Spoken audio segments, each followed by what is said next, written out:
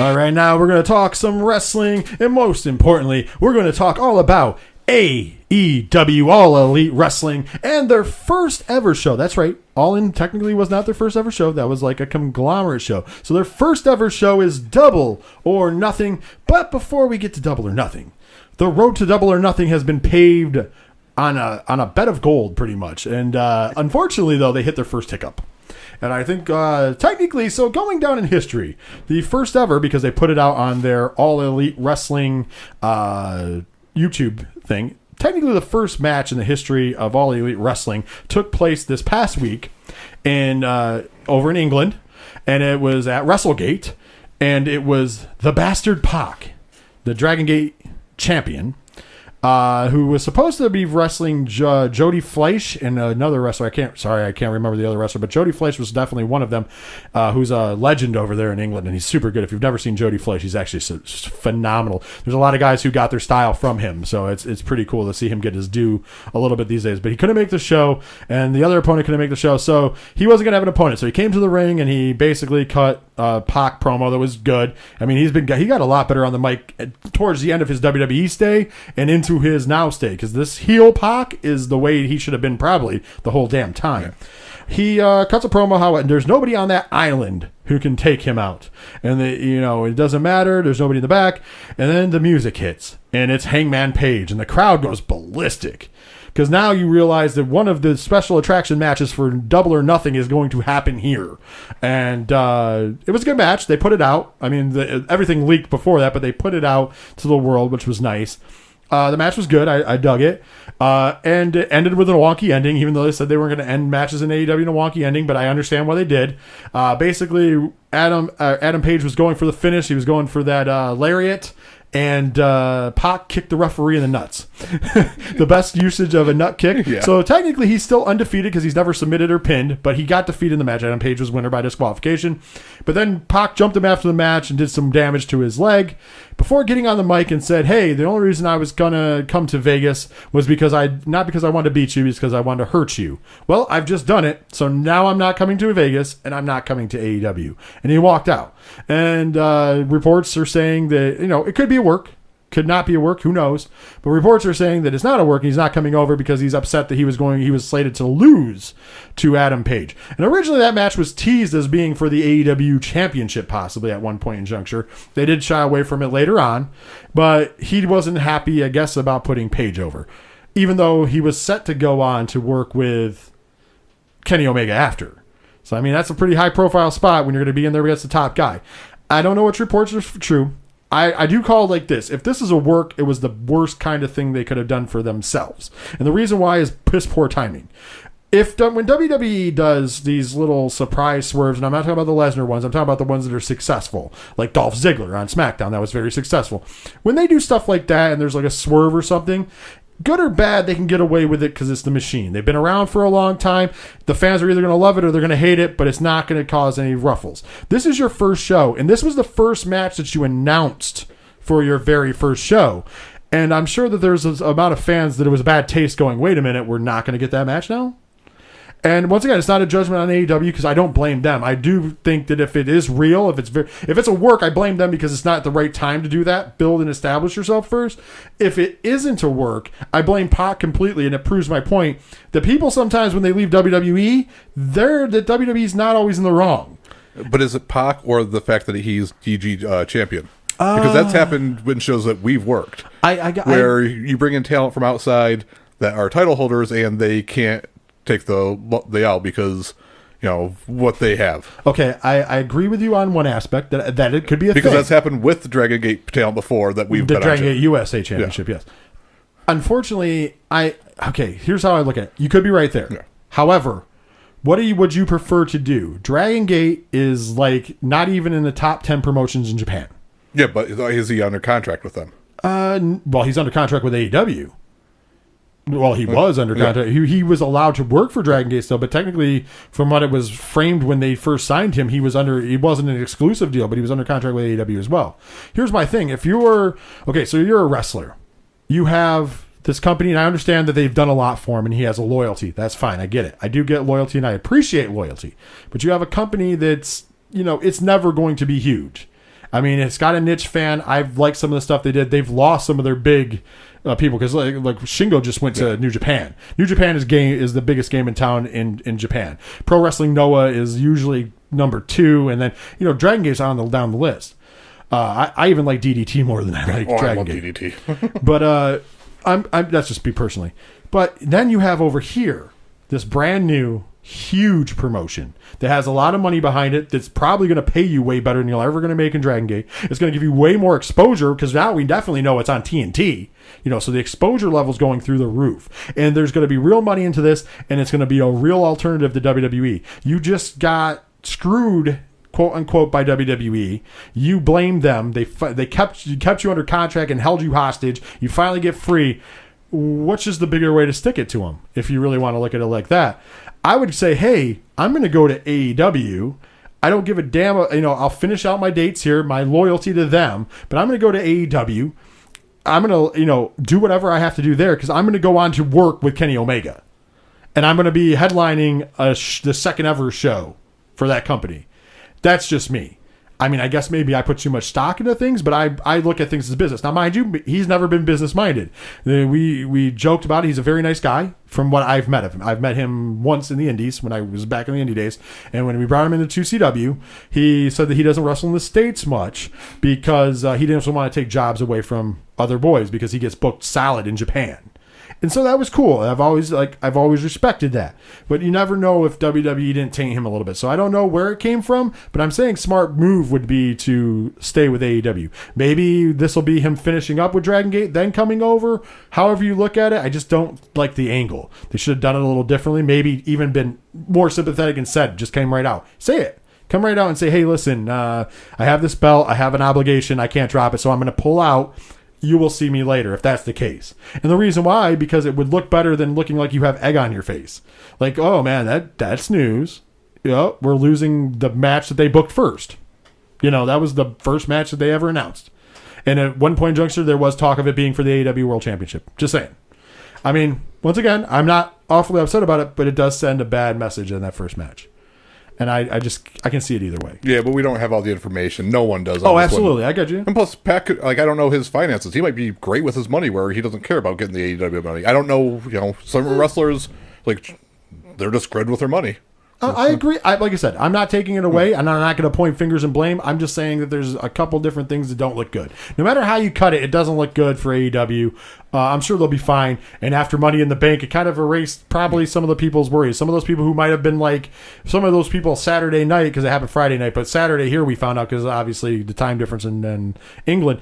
Some of those people who were probably on the fence then on Saturday because that happened were probably they watched Money in the Bank, saw that ending, and went, yeah, never mind, I'm back on the other side. So I don't think it's going to hurt him any. But let's jump right in. They've done a good job on the Being the Elite channel, on the Nightmare Family channel, and also now on the actual All Elite Wrestling channel on YouTube. Check all of those out to follow them, because until television, that's pretty much where you go to follow AEW. Which their TV deal will take place, I do believe, in September or October. I think they're aiming for October. But September or October is when it comes into play, because that's when fall launches are. And then they'll be on TNT. But until then, those are the places to watch them. We'll plug them because, you should actually try to keep up on the stories, because there is some stories. I think they've done a good job. We said it before. They've done a good job building Cody versus Dustin Rhodes. It's definitely the emotional fight of the night. They've actually coming into the main event. I wasn't sold, and we'll talk about it more. Actually, let's just jump into the card so I don't just ruin everything. So Double or Nothing takes place this Saturday, May 25th. If you're hearing this on time, if you're not, hey, you can hear us post to talk about the preview. May 25th, the Buy-In, which is the pre-show. It's called The Buy-In. It's 7 p.m. It is on BR Live, which is the Warner Media's, it's Bleacher Report Live, but it's called BR Live. You can sign up for an account there that's free. There's other things on that site. It is at a $50 price point. I think it's also going to be on regular pay-per-view as well. I could be wrong. Check your local listings for that. I know in the UK, if you are one of our fans listening in the UK, because we do have a few, it's going to be on ITV over there for pay-per-view, so check them out. Make sure that you get it. Once again, I'll make the plea. Do not steal it. Please try to watch it. If you have to, I guess you have to, but if you, I'm not condoning it. Let's support them, because really what needs to happen now, especially if you're pissed off about the end of Money in the Bank, How you're going to show that is to show support to this company. Give them the ammo. Not because they're, like I said, they're not competing with Vince. They're an alternative. But if you give them the ammo, we'll get more talent. They'll be able to do more things. And maybe, just maybe, they'll hand the reins over to Triple H on the other programming, and we'll get better wrestling. I'm just throwing it out there. So first up in the buy-in. Well, I'm assuming this will be the first match in the buy-in because they haven't given the order, but I would assume they'll start with the singles match, which is Kip Sabian versus Sammy Guevara. Two young up-and-comers. If you guys aren't familiar with them, check those guys out. They're both very talented. It's going to be a fast-paced, athletic match, very lucha style. I'm not really going to... I think Sammy Guevara's going to win. Just because I think that's where they're aiming towards, but it doesn't really matter. It's going to do what it's going to do. It's going to get that crowd hot as the opening contest, I would assume. Moving on to the thing that means a lot, though, in the buy-in, the 21-man Casino Battle Royale. And we explained the rules of this before. Josh was not here, so I'll let you give a comment. Do you know the rules of the Casino Royale? I have not checked the rules yet. Okay, so the rules of the Casino Royale is that every wrestler draws a card, a regular playing card. Whatever suit you are in is the group you are in. Mm-hmm. It opens up with 5 men. Then in 3 minutes, 5 more men join. Mm-hmm. And then 3 minutes, 5 more. 3 minutes, 5 more. That's 20. And then whoever drew the Joker card is lucky number 21 and gets to come in last. Because 21 is lucky. We're in Las Vegas. Ha, ha, ha. Okay, so Royal Rumble. But yeah, it's Battle Royal rules. But yep, right. Instead of 1 at a time, 5 at a time. 5 at a time. Gotcha. 3-minute intervals. And then 5, and then finally the last guy is by himself because that's what they're calling Lucky 21. Once again, it makes sense because they're in Vegas. Right. I think it's a really interesting take, but it is over the top rope. Last man standing will be crowned the winner, and the winner originally was getting a shot at the AEW Championship when somebody was crowned. It's not happening now. The winner will become one person who will be a participant in the match to crown the first ever AEW Championship. So whoever wins this is in the AEW Championship match at a later date. We're not sure if it's at Fyter Fest. We're not sure if it's at the Fight for the Fallen, and we're not sure if it's going to be all the way out until all in, or all in, all two, all out, whatever they're calling it. Because I think they're calling it all out. I could be wrong. So whoever wins is getting a golden opportunity. You're punching your golden ticket to be the top guy in AEW. Funny part about this is they've only announced 17 names. So there's 4 names not announced, which I'm assuming are surprise entrants, and it could be anybody. I'm thinking Hangman Page might be one of them. I'm just saying, just because he's now free to wrestle. Dean Ambrose. He might be as well. No, 21. Sorry, John Moxley. Sorry. Yeah, John Moxley, number 21. I don't know why you would put him 21. I wouldn't. I would put him in earlier, just to get the cheap pop earlier, and then, because I think the 21 spot needs to go to the sniveling heel like MJF, and then have him lose just because it'd be funny. Because you're not going to get the explosion pop like you are with the 21. That's going to be a huge explosion. I agree with you. Okay, you're right. So here's the participants that we have so far. Sonny Kiss, Brandon Cutler, Ace Romero, Glacier, Brian Pillman Jr., Sunny Days, MJF.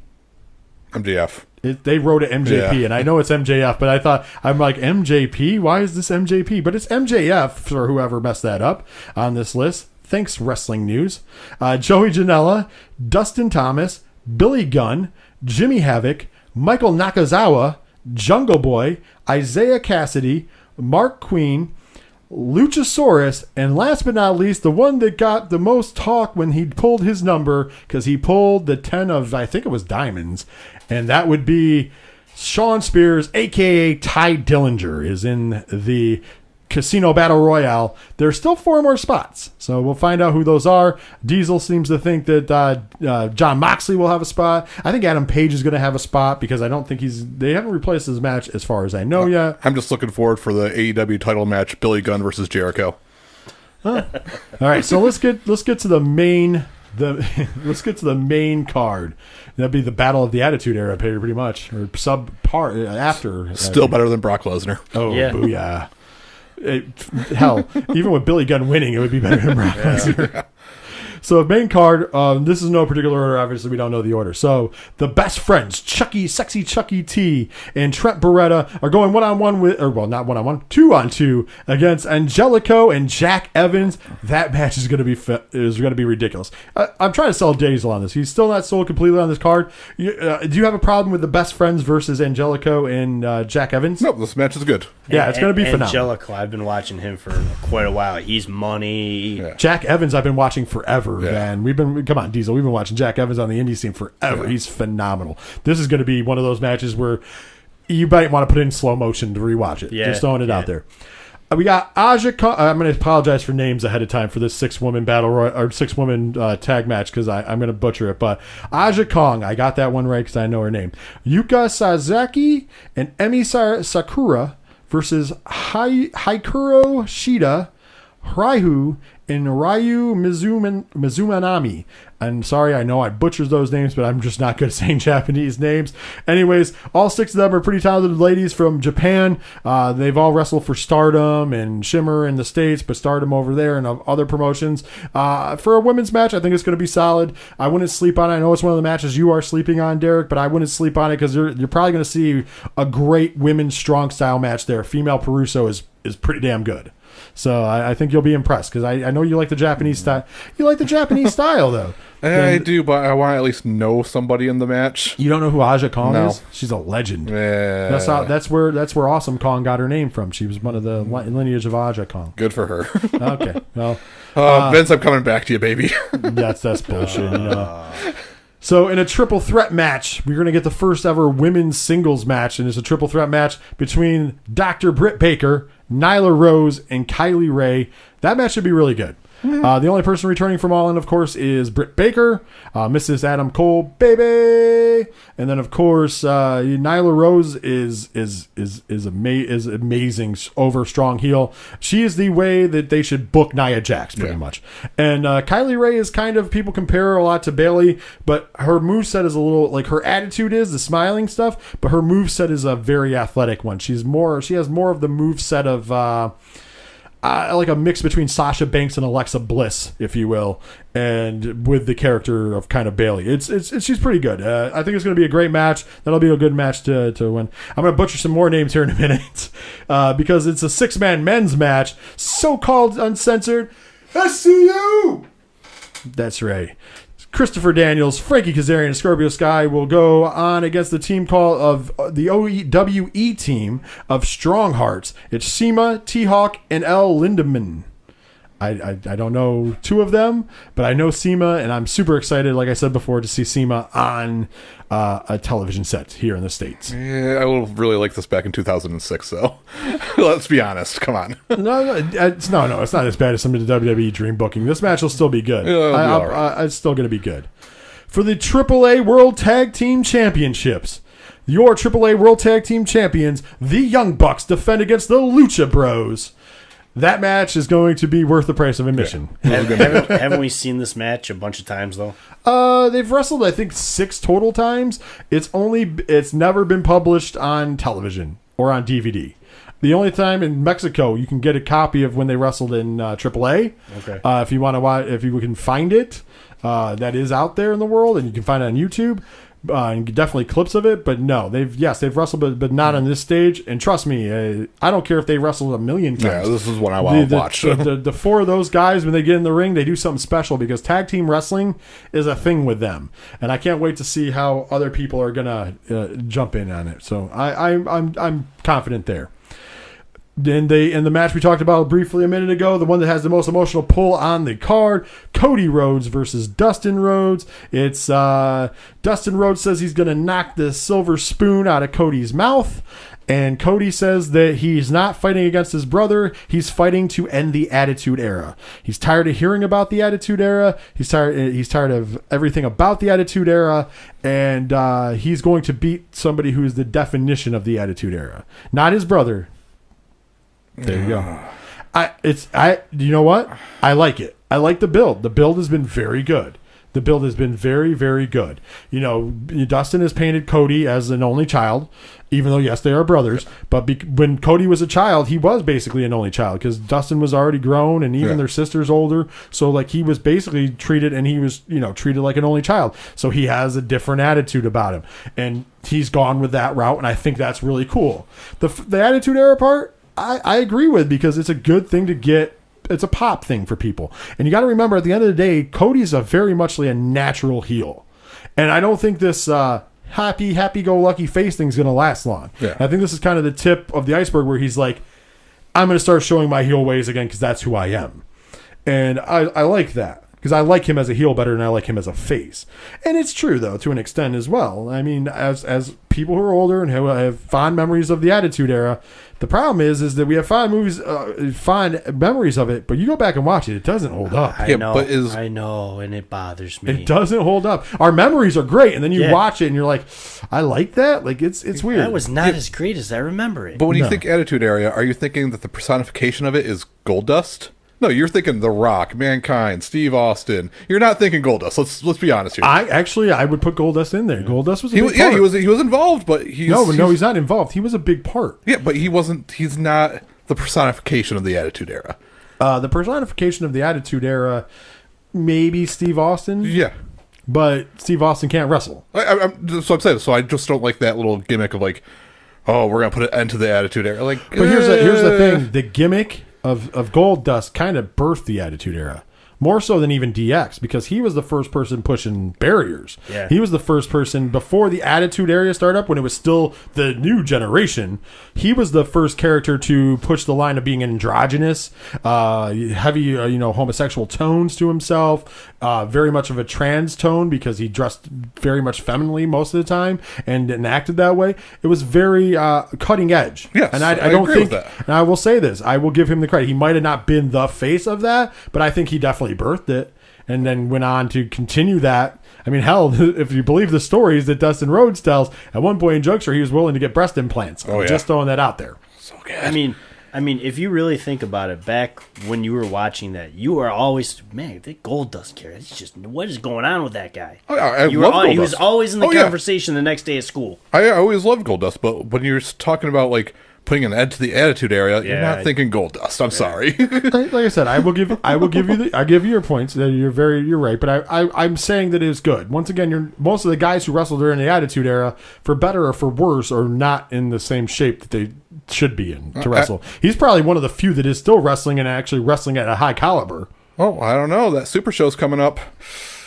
Yeah, well, trust me, the one person you're never going to see wrestle in that is Steve Austin, because Austin can't wrestle anymore because of his neck.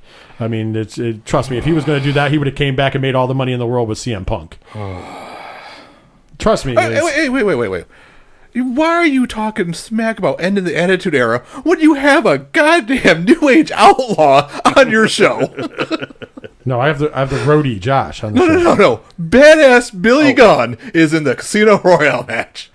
I don't think, but here's the thing: he's not talking smack about it. He is being honest. People need to get past it, because every time a wrestling fan, and this is annoying to even me, every time wrestling fans want to bitch about product nowadays, in the Attitude Era, and trust me, I have fond memories of the Attitude Era too. But I watch a lot of wrestling, and I go back and watch some of it. Some of the worst matches in the history of business happened there. There were some pretty cool storylines, but there were some pretty bad ones too. For as much good as you remember, there's just as much bad. 100% agree. But if you're trying to put an end to the Attitude Era, you're going to take your brother down, the personification of the Attitude Era, why are you booking Billy Gunn? Because Billy Gunn works in the office, brother. He's office. He's getting booked because he's office. It's a double payday, brother. You should know better. You worked in the wrestling business for a little bit. I'm well aware, but like, if you're building that little storyline, we're putting an end to it, and you're the personification of it. But one of the New Age Outlaws, he's fine to wrestle on this card. I love how he'll just try to shit on everything. Vince, I'm coming back to you, baby. You can have that. Trust me. Trust me. After I'll take bad storylines to Brock Lesnar every day of the week. By the way, even this storyline, even if you say that there's holes in the storyline, there's less holes in the storyline than any WWE storyline currently going on. Very true. Like this is not as porous as any other storyline, and I think I like where they're going with it. It was a good way to do two different things. You didn't get the normal brother versus brother thing, which you thought you were going to get, because that's kind of how Dustin Rhodes is coming into it. Like, I'm going to smack you and show you that you have to earn your spot in life, little brother. That's how he's cutting promos. And on the other end of it, Cody's being all business, which is kind of a strange dichotomy to the brother versus brother, because usually both brothers are on that same page. And in this case, there's a two separate things. So I actually praise the fact that they're doing it differently than any other brother versus brother. And I think it'll be a good match. Once again, are either one of them Kenny Omega? Absolutely not. But Dustin Rhodes is one of the most underrated wrestlers in the history of wrestling and is phenomenal. And then to this day, he can still carry a match. And Cody's Cody. Cody is good. And Cody definitely knows how to get a crowd behind him. We saw that All In. It wasn't the best match of the night, but boy, was that an emotional roller coaster that paid off. And added bonus, Uncle Dave's head might explode with this match because he can't give Goldust a higher score than 2.5. So he might have a brain explosion. So I'm back in. It'll be worth it just to see what he puts. Yeah, he's got a point there. That's going to be interesting. And of course, it's kind of leaked, and because it's up in the air whether it's the tag match or this one, but I believe this will be the main event of the evening, especially coming in, and we're going to talk about it a little bit because I was down on it, but actually this past week and seeing the hype coming into the week, actually got me back into being like, okay, there's some hype to this match. Of course, I'm talking about Kenny Omega. Probably the best wrestler in the world, the cleaner, the bout machine. I could go on and on for a million years of all his nicknames. Taking on Y2J himself, AEW is Jericho, Chris Jericho, and probably the main event if I was picking what would be the main event. Once again, I've been very critical of this match due to the fact that their match in New Japan was not great. It wasn't bad. I stood corrected when somebody decided to call me out and said it was bad. I'm not saying it's bad, but it wasn't great. It definitely did not live up to the hype that we were all looking forward to it. Definitely Omega, and just going by New Japan, Omega had way better matches with Okada, as we know, and Jericho had way better matches with Naito. Yeah. So they found better dance partners. Now, I'm not saying that their match was bad. Their match, I think they gave their match a 3.5 or 4 stars. If I remember correctly, I have to go back and look. But it was somewhere in there. But it definitely wasn't the 5-star match. And I gave a 5-star match to Naito and Jericho. And I gave a bunch of 5-star matches to Okada and Omega, which is not, like some people would say, it's not fair to compare. But when you're in that culture, it is fair to compare. So I'm like, okay, why we're doing it again? Okay, I get it. Chris Jericho, huge name. And when he calls himself the GOAT, he has an argument. I don't think he's the greatest of all time, but he would have an argument to that throne. Definitely. Oh, yeah. I mean, I personally still think he's sitting behind guys like Ric Flair, Shawn Michaels, Bret Hart on the list of greatest of all time. I still think he's in the top, but I think he's probably, Macho Man Randy Savage probably on that list as well. Rick Steamboat. He's in the top 10. I don't think he's in the top 5. And I'm sorry, and I love Chris Jericho. There's just so many great wrestlers, and I'm just talking about the workers and guys who could do it all. He can do it all. Those guys that I just listed also could do it all. Well, not Rick Steamboat. Maybe I put him ahead of Rick Steamboat. Ricky wasn't a good talker, but he was an amazing worker. But there's so many people, but he's definitely got a claim to that. And then you have Kenny Omega, who is hands down the best wrestler in the world today. Hands down. I don't think there's an argument about that. The closest person's probably AJ Styles. Close behind that's probably, Seth Rollins, and Okada's obviously in the argument as well. But I think it's clear cut that Omega is the best wrestler in the world. Am I wrong? Does anybody have a different take? No, I would agree with that one. Okay, so you have the best wrestler in the world, and you have the guy who definitely is one of the greatest of all time. I think that the build to this match, originally, there was not a good build. There really wasn't. Originally, it was just kind of like, oh, we're doing it again, and then that brings up the past. The last 2 weeks, however, they've turned a corner. And it's made me start to turn a corner as well, because they've actually started to put personality into the match. First of all, Chris Jericho has been doing an amazing job on all the channels and being a dick and saying that basically everybody involved with AEW needs to kiss his ass because the only reason that it's getting anything is because of him. And when he wins this match, they all have to tell him, apologize to him, and tell him that he's the greatest and he's the reason why they're great. That is a thing. And I love it because I love that version of Jericho. And so that started to get me in. I'm like, damn, Jericho's putting it in. Then I stand corrected. Jericho, for a while, did have that really bad dad bod thing going on. It looked like he didn't care as much, let himself go a little bit. I'm not, I'm fat, so I'm not judging too hard, but Chris Jericho's always been a guy who's been in relatively decent shape. Never like the big muscular Adonis, but in decent shape. And he, for a while there in that New Japan run, especially with that Naito match, he kind of looked almost as my shape for that one last. Even though it was a great match, he kind of looked in my shape. He kind of looked like Thor. That's good. Yeah, he was definitely rocking that dad bod. Yeah. So he's now looking really good, and they've been showing some training videos. He's training down in the BJJ studio that Dave Batista purchased down in Florida. He's been training there, and he's even been announcing he's got a new finish. The Judas effect. And I'm not excited about it. No. The world is all excited. For some reason, a lot of people are excited about it. It's a spinning. Have you seen it, Josh? To be fair, yeah. The spinning back elbow. He's old, man.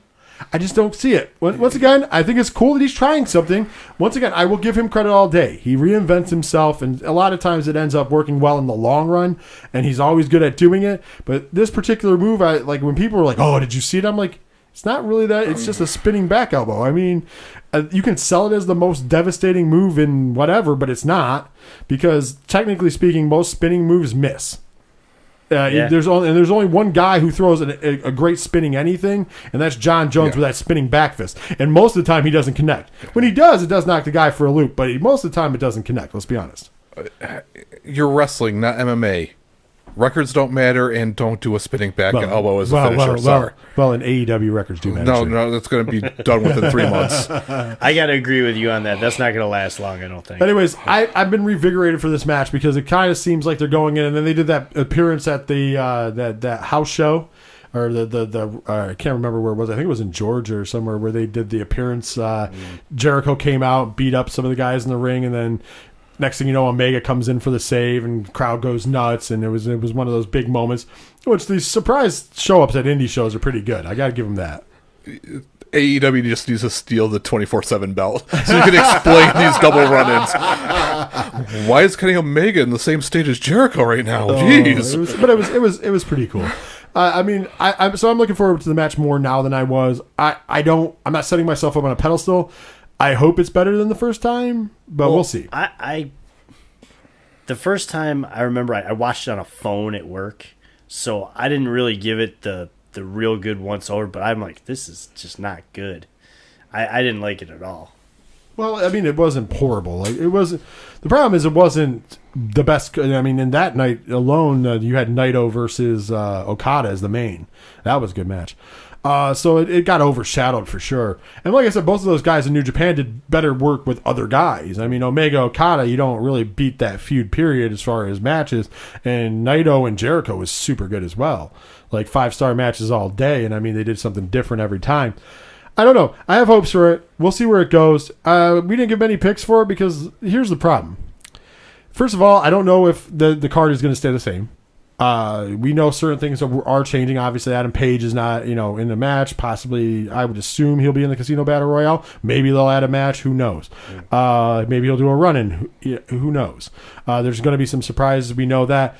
And also, we don't know. I don't know if guessing I could just go by my heart like we did kind of with All In just for fun. But I don't know what storylines they're really going to go with because we're not there yet. There's only two storylines on the whole show. You could argue 3 if you say about the Lucha Bros versus the Bucks, but they're really not. The storyline there is, hey, we're the best tag team in the world, and you guys say you're the best tag team in the world. We're going to find out who's the best tag team in the world. Who's the best set of brothers? Pretty much even. But if you think about it, that's the storyline. But it's not a real storyline. It's kind of just like, hey, we're just going to fight out to see who the best is. That's fine. The only 2 real storylines we have is Dustin and Cody Rhodes, and there's that storyline we talked about, and then of course Omega Jericho. And the Jericho storyline kind of cascades over all of AEW, and Omega's just Kenny Omega. If you're going to start somewhere, you might as well start at the top, right? I guess. Everything else is just kind of just matches, and once again, we have to build to that. And I understand it. I get it completely. So it's just worthless doing picks because then we're probably not going to be right anyways. I don't think we should do picks till there's a weekly TV program. Yeah, I'm agreeing with you. I mean, we'll talk about it. We'll definitely cover. We'll definitely do previews, but we won't start doing picks until there's full-on storylines. And that will probably be when they are on TNT. So, long shot, wild guess theory. Number 21 entrant. No music hits. The match keeps going till there's 2 people left in the ring. All of a sudden, Brock Lesnar comes running out and tosses both out of the ring. He comes in with the Money in the Bank. That I would at least enjoy. He cashes in the Money in the Bank. There's not even a title yet. He's going to cash it in. They're like, what are you doing? Oh, man, that's too good. Well, I mean, there is rumor that Chris Cyborg might be in attendance. I'm all right with that. I think she should be AEW World Champion. That's right. I want to fuck with her. Jesus. Ooh, dude. Yo, I got the dream match. We'll call it the Battle of the Dicks. Joey Ryan, Chris Cyborg. I would pay pay-per-view money to see that. Derek, You should be in on this. I love the idea, but why pay outside talent to come in when you already have that match? Not saying anything. Oh, jeez. Oh. Breaking the internet here. But yeah, we're going to definitely be watching. And that brings me to this point. If you've been listening the whole time, I didn't say in the beginning, I should have, but I guess the end is always like we'd like to do it. But we are having a watch party. So if you live in the 607 and you hear this before and you didn't hear it already because we have announced it for the past week or so, there is even an event on our Facebook page if you like our page. We are doing it at Dragon Master Games. We will be there when the show starts. We'll be there for the buy-in and the whole show. It is free. You can come and show up. We are paying for it out of pocket, and we just want people to watch the product and have a good time. We do ask if you are coming to bring your own beverages and snacks because we are not providing any of that since we are providing the pay-per-view. We're just going to be hanging out. It's going to be a good time. You can bring alcoholic beverages, but you must be 21.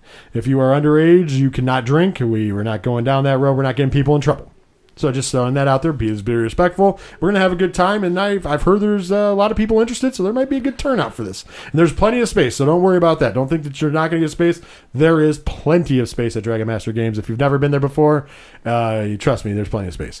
I'm looking forward to it. I think it's going to be a good time. I think it's going to be fun hanging out with people. Diesel will be doing live tweeting. Yep.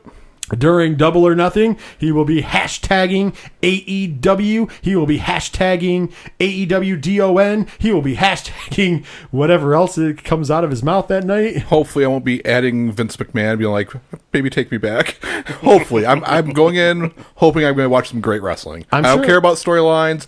Get rid of the stupid match records. I don't care. Just put on good wrestling, and I'll be fine. Just ignore that and just go in and just watch it. I'm just telling you, it's gonna. I will say this. I guarantee they're going to deliver. That's the one thing that I'm actually sure about the show. I don't know if you like indie wrestling and you like that style, they're going to deliver a show that you're going to like. It's going to be very much akin to All In with that. I don't think it has the different flair as All In did. We're not going to have as many different kinds of matches and styles. Yeah. However, it's going to be an indie. If you like indie wrestling, this is going to be your jam. If you like athletic wrestling, the competition in the ring, if your thing is when you get to see matches like AJ Styles versus Seth Rollins, this is pretty much a card full of that. Right. Not maybe the same talent level as an AJ Styles and Seth Rollins, but it's a card full of that style. You're going to get wrestling. You're not going to get the fluff of a guy coming up and beating up 3 masked wrestlers. Just saying. You're not going to get a match of the year candidate with 5 stars to have some part-timer show up and ruin the whole damn thing. Yeah. I guarantee that's not going to happen in this show. The tag match is worth the money itself. Yeah, I'll give you that. The only thing that you could ruin the show, and it wouldn't be a part-timer, and it wouldn't ruin the show. The only thing you could do technically, if you wanted to make a huge impact with like a John Moxley, is have him interfere in the main, which I'd be all right with. Because think about it, that sets it up lovely. That gives a reason why Jericho beats Omega, not clean, which keeps him a sniveling heel. Because then he's going to walk around because it's Chris Jericho going, "Hey, you see what I did all by myself?" And no, you didn't do it by yourself. Yeah, I did. And he's not going to be conned out of not saying it was by himself. And then it sets up a nice way to bring in Moxley. That's a way to bring in Moxley or somebody else. Yeah. That somebody else, unfortunately, will not be CM Punk. That could be a red herring. No, well, he's got previous things. If he's going to be on the show at all, it would have to be during the buy-in. They've already done the timing out where he'd have to come and travel. The only possible time to see a CM Punk run-in or thing was is the buy-in, which... Maybe Lucky CM Punk. 21. Maybe CM Punk. He does have cards on his arm. Maybe CM Punk's number 21. Maybe CM Punk wins and goes on to face either Jericho or Omega for the AEW Championship. That right there, that's money. I'll tell you, if you want to break the internet, that's how you break the internet. And then in that case, I think you have Omega win. Just because that's the match people want to see more. We've already seen Jericho Punk, and it's good. And I'm sure that it'll be good again if they've wrestled again. But Omega Punk for the AEW Championship, it would give the hugest fight feel of the entire world. I concur. Honestly, he doesn't even have to be there. You just do that indie thing with... He wins, he runs out, nobody knows who won. Somebody under the mask. And you just tease the person under the mask. And that's also a good way, if it's not him, to tease somebody else. Yeah. It would actually be fun. Yeah. I would do that. Yeah. That would actually be good booking. Yeah. I actually you booked an awesome spot there, sir. I don't think they're going to outbook that spot. Man, we ran a little long, but you know what? It was fun talking about all this stuff. So AEW definitely it needed to come out. If you're in the 607, come visit us. If you don't want to order it yourself, come watch it with us. We're gonna have a lot of time. We're gonna have a lot of fun. We're gonna be doing some live tweeting. There might even be some reviewing going on. I might even break out the video a little bit. By then, it's gonna be a fun time. It's gonna be a fun atmosphere. We're all gonna be there.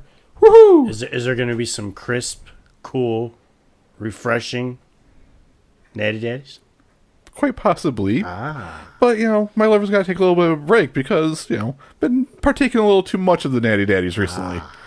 I see. But yes, and there will probably be Natty Rushes too. Oh. The nice flavored alternatives to Natty Daddies, which are now discontinued, and I'm on the eternal hunt for them. Okay.